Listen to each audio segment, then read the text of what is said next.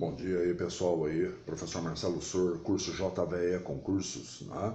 Hoje aí, né, depois da aula de Revolução Francesa, nós damos a sequência à Era Napoleônica, né? A Era Napoleônica é uma extensão da Revolução Francesa.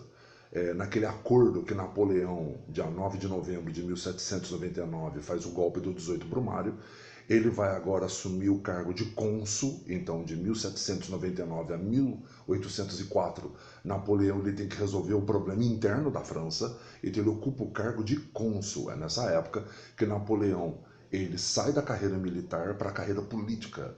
E aí ele, no caso, na parte interna, ele tem que resolver alguns problemas na França, né? A questão política, que durante a Revolução Francesa, aquela briga bipolar entre os girondinos e os jacobinos, e ele, como é apoiado pela grande burguesia, ele vai ter que resolver este processo, né, sobre a questão política, provocar aí uma estabilidade. Na questão econômica, ele vai aí fundar o Banco da França para gerar dinheiro, e gerando dinheiro ele vai criar obras públicas. Precisava o povo da França ter emprego, criação de usinas, prédios, pontes, estradas, aparelhar os portos, porque Napoleão ele precisa com que a França abra as portas do capitalismo, já que a Inglaterra já tem aí desde a segunda metade do século XVIII a sua revolução industrial. Então, como que a França quer concorrer com os ingleses, né? Melhorando aí a sua estrutura interna, abertura de pontes, estradas, prédios, geração de obras públicas. O povo com salário tem dinheiro vai comprar. Comprando, a economia da França reaquece. E aí, na questão jurídica, o Código Civil. O Código Civil de Napoleão, de 1804, estabelece a igualdade jurídica, mas que já era um princípio da Declaração de agosto de 1789, e também é a defesa da propriedade privada. É uma contradição porque Napoleão ali, ele proíbe o direito de greve, mas é a liberdade da Revolução Francesa. Napoleão, ele quer investir em tudo na propriedade privada sem protestos, manifestações, que atrapalhariam a economia francesa. Então Napoleão ele tem essa contradição. Ele vem dos ideais da Revolução Francesa, porém como militar ele tem uma verve muito autoritária, né? Essa contradição que marca a era napoleônica. E sendo assim, Napoleão ele estabiliza politicamente a França com o apoio dos girondinos, ele persegue a extrema esquerda jacobina, ele persegue os antigos monarquistas, né? Ele consegue nivelar politicamente nesse processo aí o governo da França. Na economia ele vai gerar obras públicas, né? E na questão jurídica, a questão da igualdade e a defesa da propriedade privada. Em 1804, Napoleão consegue uma estabilização interna na França e faz com que ele consiga dar sua maior cartada política na vida, o plebiscito sobre a sua situação de imperador. Então, Napoleão é o único personagem na história que se fez imperador sem o pai ser.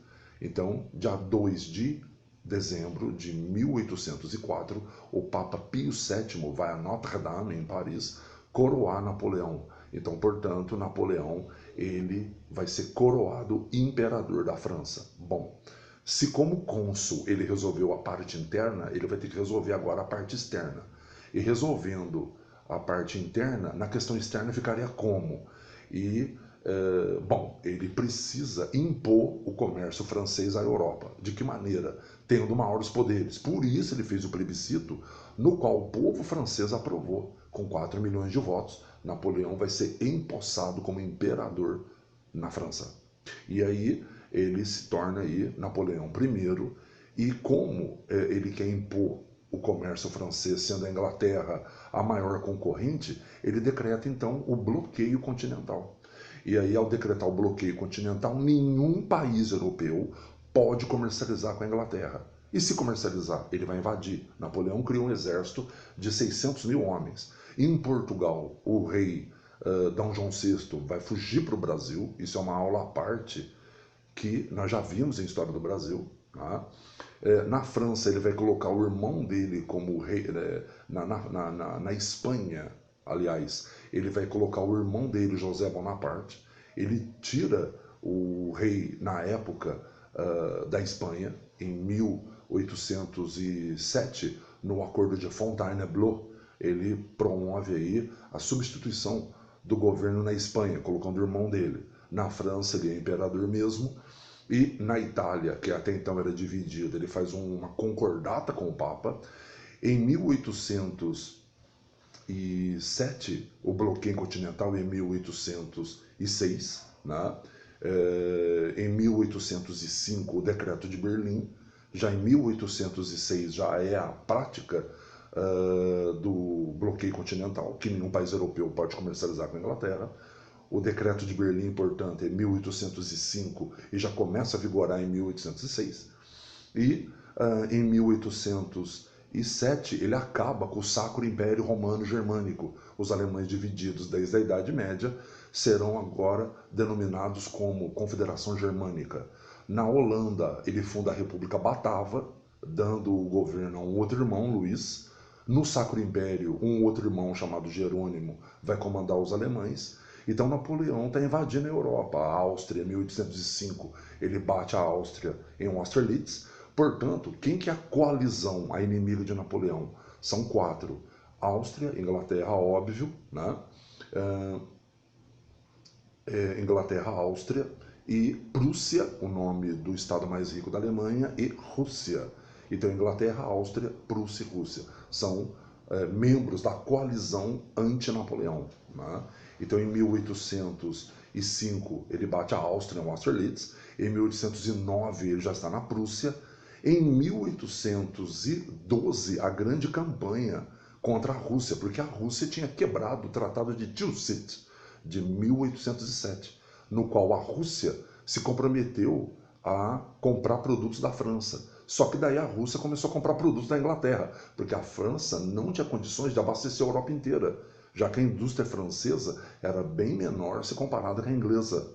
E aí a Rússia começa a comprar produtos dos ingleses, irritando o governo da França, que em 1812 faz a campanha da Rússia. E aí Napoleão acaba entrando no território russo e na estratégia de terra arrasada, onde os russos tiraram toda a comida e todo o abrigo do meio do caminho, os franceses são, enfim, surpreendidos pelo inverno rigoroso russo. E para voltar para Paris, aí foi um inferno. Os franceses, de 600 mil homens, perderam aí, né, praticamente aí, né, 70% do exército francês. Eles vão acabar voltando aí com 40 mil homens. Eles que tinham um exército de 600 mil, eles acabam retornando para Paris com um exército de 40 mil homens apenas. Napoleão é preso em Leipzig, na Alemanha, em 1813. Ele vai passar por um momento na ilha de Elba. Neste momento, o filho do rei que foi guilhotinado, o guilhotinado Luís XVI, aí Luís XVIII, seu filho, assume o governo em França, né? Napoleão fica preso na ilha de Elba. E aí, em 1815, Napoleão consegue fugir da ilha de Elba, que é uma ilha no Mediterrâneo. E aí ele volta para a França no mês de abril. Então, abril, maio e junho, ele faz o governo dos 100 dias, né? 3 meses, portanto, aí vamos arredondar aí 100 dias, né? 3 meses.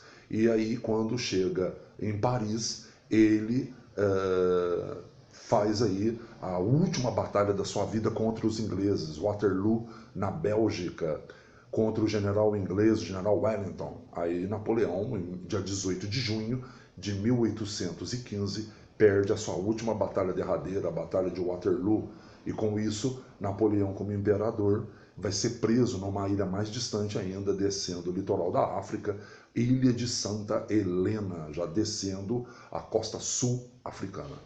E aí, Luís XVIII entra no poder, né?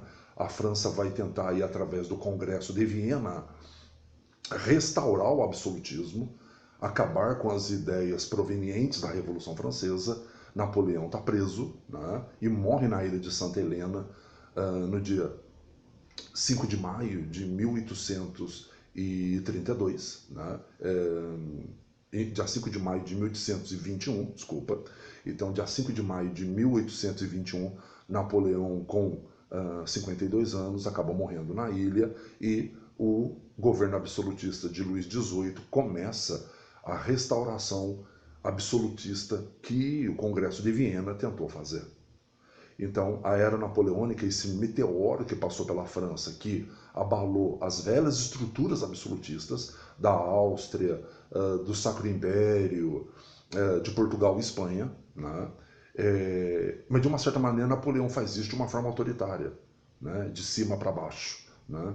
E ele acaba também possibilitando, já que a Espanha está invadida, as colônias latino-americanas à independência. É nessa época que a Argentina, Venezuela, Brasil, Colômbia vão aí pleitear a sua independência política aqui na América. Então, a era napoleônica é isso. É claro que agora vai ter o Congresso de Viena para tentar reorganizar o mapa político europeu, né, Viena, a capital da Áustria, e para ver, dentre os países da coalizão, Inglaterra, Áustria, Prússia e Rússia, quem ficaria com qual território nos acordos do Congresso. Então, tranquilo aí, né? Qualquer dúvida, estamos juntos. Marcelo Sor, curso JVE, concursos, professor de História, estamos juntos. Um abraço.